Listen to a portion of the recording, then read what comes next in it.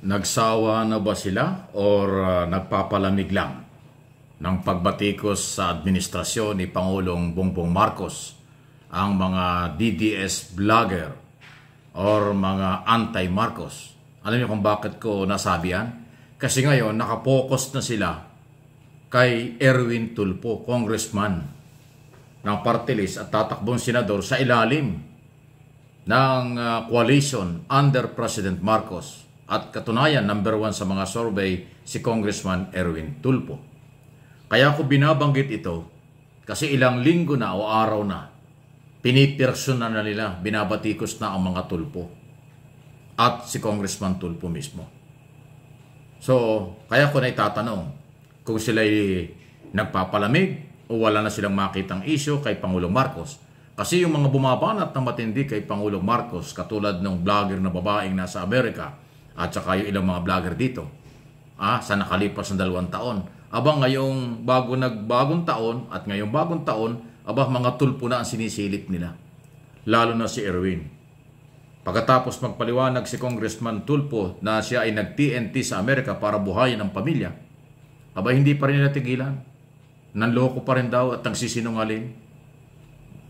Kaya nga, ang tingin ko rito, hindi nila masira si Pangulong Marcos, ang tinisira nila ngayon ay yung kandidato ng Pangulo. Kasi si Erwin Tulfo, congressman, ay kandidato sa ilalim ng coalition, ng pamahalaan. Yan ang nakikita ko.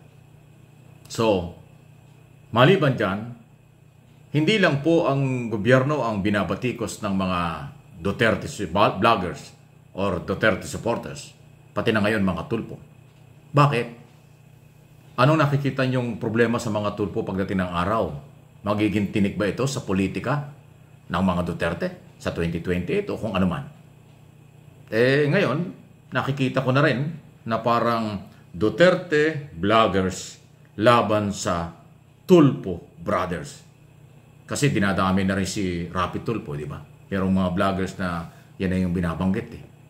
So parang ganon ang gusto nilang gawin. At nangyayari na. Duterte vloggers laban sa Tulfo brothers. Anong ibig sabihin nito? Diba? Aabot kaya sa personalan ito? Huwag naman sana. Dapat issue lang. Kung nagsawa sila at wala nang makita or nagpahinga lang laban sa gobyerno ni Pangulong Marcos, itong mga grupong ito, ngayon ang kanilang tinitira na yung kaalyado. Talaga namang kaalyado ni Pangulong Marcos si Erwin Tulfo dahil ginawa nga yung cabinet secretary ng DSWD. Hindi nga nakalusot sa commission appointment. Ngayon ay number 1 sa mga survey, binabanata na at sinasabi nagsinungaling daw tungkol doon sa pag-amin na siya ay nag-TNT sa Estados Unidos para sa kanyang pamilya. Hindi pa rin nila matanggap. Sinabi na nga ni Erwin Tulfo at akin na ipaliwanag doon sa ibang mga video na wala siyang nilabag na batas sa Pilipinas. At kung yung kanyang ginawa sa Amerika at ang Amerika ay magreklamo, siguro nang haharapin niya. Pero walang batas siyang nilalabag dito sa ating bayan. Higit sa lahat, pinayagan siya ng COMELEC na kumandidato dahil siya ay mayroong qualification. Napakasimple lang naman ang qualification para sa pagtakbo. Registered voters, kasi Pilipino ka, marunong bumasa, sumulat, at nasa tamang edad. Yun lang, ang qualification. Wala naman pong nakasaad sa batas na nagsisinungaling kung sa tingin nila nagsisinungaling. O may mga nakapending na kaso, hindi pwedeng kumandidato. Walang ganon. Kasi kung may kung may batas na ang lahat ng may mga kaso hindi pwedeng tumakbo, marami hindi makatakbo, marami ma-disqualified. Kasi marami mga kaso sa local and national position. Di ba? So ngayon, inililihis nila sa pansamantala ang mga batikos sa administrasyon, yung kandidato naman ang sinisilip. At ang nasilip nila at pinagtutunan ng pansin ay si Congressman Erwin Tulfo. Ang problema, dinadamay nila yung ibang Tulfo. Kaya iinit yan. Tanong, papayag ba yung mga taga-suporta at yung mismong Tulfo brother na sila'y lalaitin, sila'y sisiraan, sila'y babanatan na itong mga Duterte vloggers? Alam niyo, mga Duterte, taga Davao City. Itong mga Tulfo, taga Davao din yan Taga Mindanao din sila. Para sa inyong kaalaman. So, ano ito? Tapos, ang bumabatikos sa kanila na mga vlogger, hindi naman yata taga Mindanao. Taga rito lang din sa kung saan-saan lugar. Pero matindi ang batikos dito, yung vlogger na galit sa mundo, yung nasa Amerika. At yung ibang vlogger dito na sumausaw sa isyong ito. Ay ako, wala naman tayong kinakampihan dito. Ang akin lang sinasabi, yung aking observation, monitoring, at analysis at opinion sa nangyayari. Inililihis nila pansamantala. Pero dahil mag-ieleksyon, kaya pwedeng may halong inggit kay Tulfo kasi number 1 sa survey, o meron ding nasa likod na politiko o political party itong mga vloggers na tumisira sa mga Tulfo. Pwedeng ganon. Pero ako naniniwala, hindi palalampasin ng mga Tulfo ang ganyan. Magsasagutan talaga yan. Eh, sabagay, dito naman sa Pilipinas, good or bad, still publicity.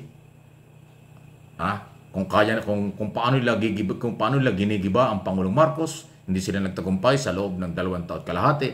Ngayon, Tulfo naman ang kailang kinainitan.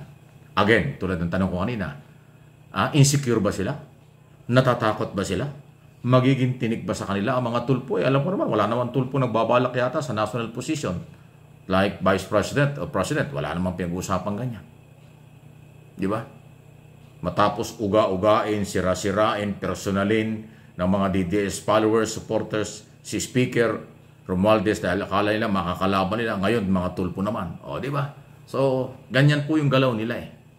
Sa halip makipagtulungan, sa halip na lumaban ng parehas, sa halip na irespeto ang paniniwala at posisyong gustong takbuhan ng kahit sino, gumagalaw na ang kanilang mga grupong mapanira, grupong sumisilip sa personalidad ng mga politiko. Part ng demokrasya. Okay lang yan. Basta walang personalan. Kasi pag pinersonalan nyo, mag-iiba yan. Sana issue lang. Pampolitika lang. Yung issue kay Congressman Erwin Tulfo sa Amerika, nasagot na niya. Kung ayaw maniwala, wala tayong magagawa. Pero yung issue pampolitika, okay lang yung paglaruan yan, pero huwag yung pipersonalin. Kasi pag umantong ho sa issue yan, mag-iiba ang galaw. Okay? May challenge na nga si Congressman Tulfo eh. Yung babae daw na vlogger na kumanira sa ating gobyerno, gano'n-gano'n lang. Umuwi ka raw dito sa Pilipinas. Kung totoong Pilipino ka at makapilipino ka at maglingkod ka sa bayan, kung ano may tutulong mo sa pamahalaan at sa mga Pilipino. Hindi nagtatagoon nandiyan sa Amerika at kung ano ng mga sinasabing mapanira sa Pilipino, mapanira sa ating Pangulo, mapanira sa Pilipinas, sa international community. Kasi buong mundo yung pwede nakakaalam ng mga paninira at galawang ito. So, sana po may sakripisyo. Sana may pagmamahal. So, ano inyong masasabi dyan? Naniniwala ba kayo sa aking analysis at opinion tungkol sa nangyaring ito? Nagpahinga, ulitin ko, nagpahingang pansamantala sa banat sa Pangulo at ang pinagtutulungan nila ngayon ay ang kandidato ng Pangulo na si Congressman Tulfo, Erwin Tulfo. At yung ibang Tulfo idinamay na. Wow, abang-abang ito. Tingnan natin. Okay, sunod na balita, isingit na rin natin ito. Sa Lunes po, abangan natin kung ano mangyayari. Nanawagan na po ang Makabayan Bloc, ang marginalized sector na aksyonan ng Kongreso ang kailang impeachment complaint na ipinail laban kay Sara Duterte, Vice President. Ayan o, nanawagan na sila. Nag-press conference pa nga isang araw sa harap mismo ng Kongreso o sa Kongreso mismo. At sila nanawagang aksyonan. Dahil minatitira pa namang 15 days bago matuloy ang magsara ang 19th Congress. Bago mag-eleksyon, pwede pa hong gawin daw ito at aksyonan ng ating Kongreso. Abangan natin sa Monday, January 13, babalik ang Kongreso at Senado after ng kailang mahabang Christmas vacation. Please like, share ng video ito.